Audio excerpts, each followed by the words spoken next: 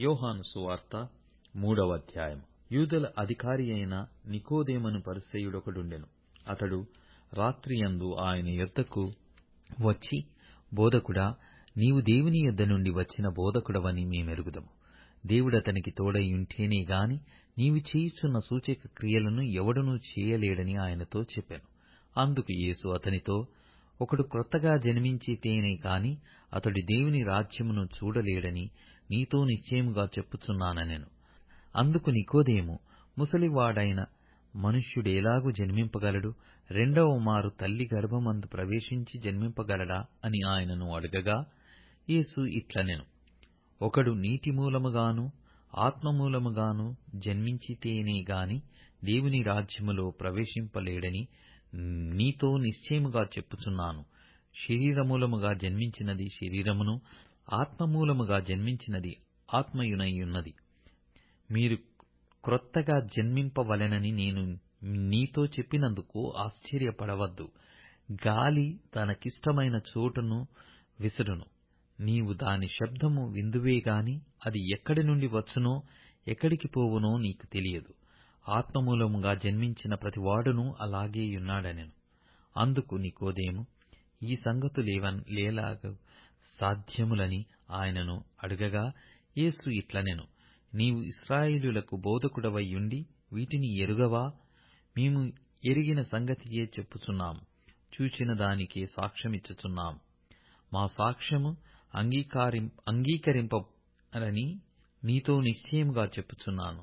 భూసంబంధమైన సంగతులు నేను మీతో చెప్పితే మీరు నమ్మకున్నప్పుడు పరలోక సంబంధమైనవి మీతో చెప్పిన ఎడల ఎలాగు నమ్ముదురు?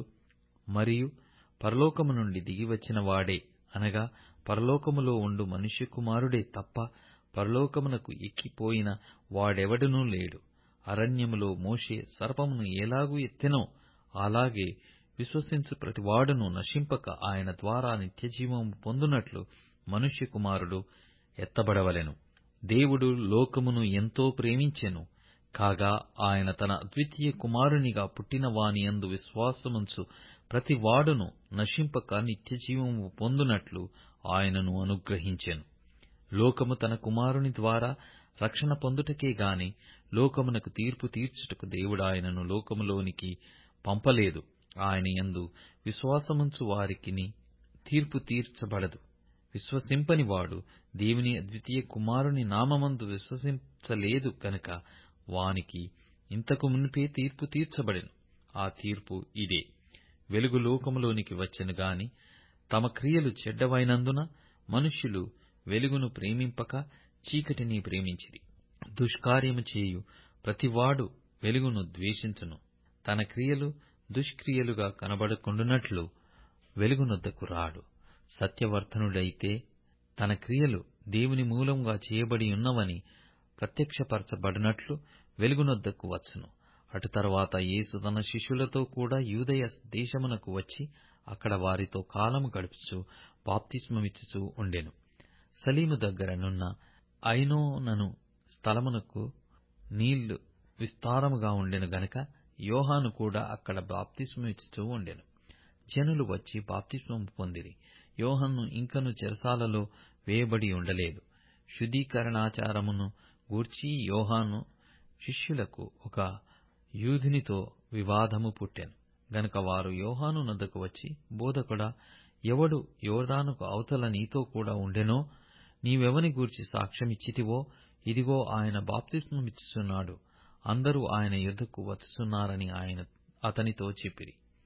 అందుకు యోహాను ఇట్లనెను, తనకు పరలోకము నుండి అనుగ్రహింపబడితేనే గాని ఎవడునూ ఏమీయు పొందనేరడు.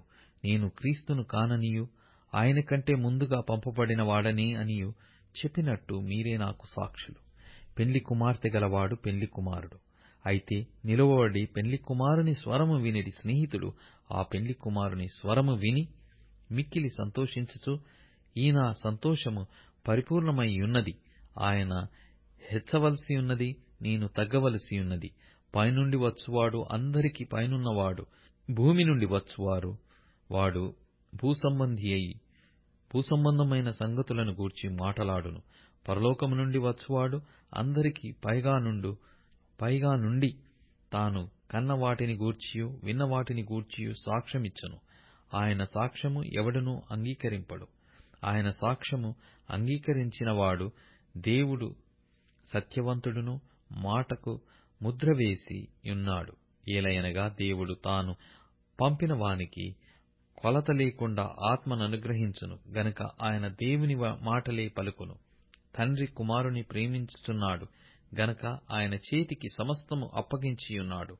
కుమారుని యందు విశ్వాసముంచువాడే నిత్య జీవము గలవాడు.